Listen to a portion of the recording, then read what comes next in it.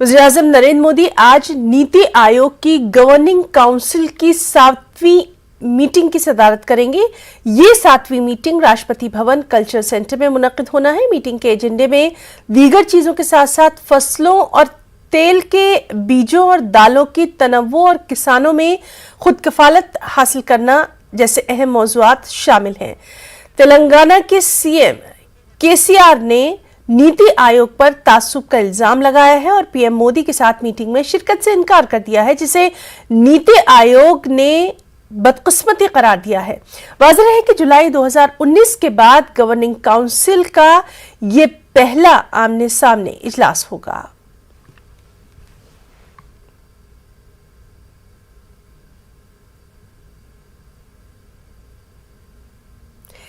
और नाज़रीन, दिल्ली का रुख करेंगे। हमारे साथ मौजूद हैं हमारे साथी विनीत झा, जिनसे हम तमाम तर जानकारी हासिल करेंगे।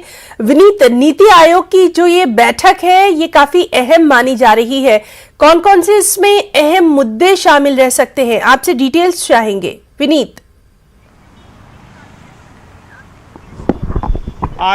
जी निश्चित तौर पर हिना मैं आपको बताना चाहूँगा कि काफ़ी महत्वपूर्ण बैठक यह हो जाती है। नीति आयोग की अगर हम बैठक के बारे में बात करें तो यह काफ़ी महत्वपूर्ण बैठक है और इसमें जिस तरह से केंद्र और राज्य के मुद्दे हैं उसको लेकर के चर्चा होगी। इसके साथ ही साथ मैं आपको बताना चाहूँगा कि जिस तरह से आज़ादी की अमृत महोत्सव जो है वो मनाया जा रहा है उसको लेकर के भी चर्चा होगी। जैसा कि हमने कल भी देखा, कल भी राष्ट्रपति भवन में प्रधानमंत्री नरेंद्र मोदी ने सभी मुख्यमंत्रियों और सभी वरिष्ठ लोगों के साथ जो है वो बात की और उसमें उन्होंने चर्चा की। इस बार भी निश्चित तौर पर केंद्र और राज्य के जो संबंध है, संघीय ढांचे हैं, उसमें जो नीति आयोग की जो बैठक है उसमें चर्चा होगी। मैं आपको बताना चाहूंगा कि यह बैठक जो है वो राष्ट्रपति भवन परिसर में हो रही है और यह बैठक जो है वो 10 बजे से है, यानी हम अब कह सकते हैं कि यह बैठक जो वो शुरू हो गई है। और जो कार्यक्रम है उसके बारे में अगर आपको मैं बताना चाहूंगा तो कार्यक्रम में सबसे पहले प्रधानमंत्री नरेंद्र मोदी का संबोधन होगा। वो सभी जो मुख्यमंत्री हैं या फिर जो उनके प्रतिनिधि हैं उनके साथ मुलाकात कर उनको संबोधित करेंगे,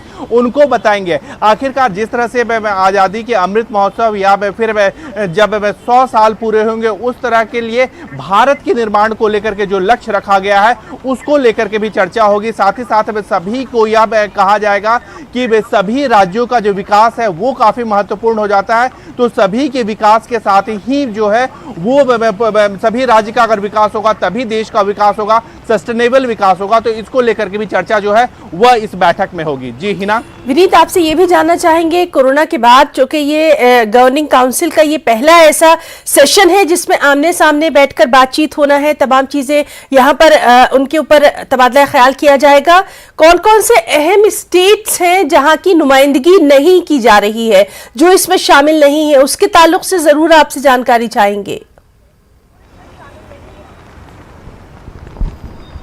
जी निश्चित तौर पर हिना मैं आपको बताना चाहूँगा कि काफ़ी महत्वपूर्ण यह हो जाता है, जैसा कि आपने भी बताया कि कोरोना काल के बाद जो है यह इस तरह की पहली बैठक हो रही है, तो निश्चित तौर पर यह काफ़ी महत्वपूर्ण मैम हो जाता है क्योंकि जो लोग जो है वो आमने सामने बैठेंगे और उसके बाद ही जो है वो चर्चा होगी। तो इस लिहाजे से भी यह काफ़ी महत्वपूर्ण हो जाता है। एक इसके साथ ही साथ मैं आपको एक यह भी बात बताना चाहूँगा कि चूंकि संघीय व्यवस्था में राज्यों की भी कई मांगे होती हैं, राज्य भी अपनी कई मांगों करते हैं, तो निश्चित तौर पर अपने मांगों को लेकर के भी वो प्रधानमंत्री नरेंद्र मोदी के साथ रखेंगे। क्योंकि जैसा कि हमने देखा है कि जो संघीय ढांचे की जो राज्य की अपनी मांग होती है वो उसके लिए यह बेहतर प्लेटफॉर्म है, क्योंकि राज्यों की ओर से लगातार जो ग्रांट्स की मांग होती है, स्पेशल स्टेटस की मांग होती है, उसको लेकर के भी राज्य जो है वो अपनी मांग कर सकते हैं। तो यह काफ़ी महत्वपूर्ण में हो जाता है हिना की।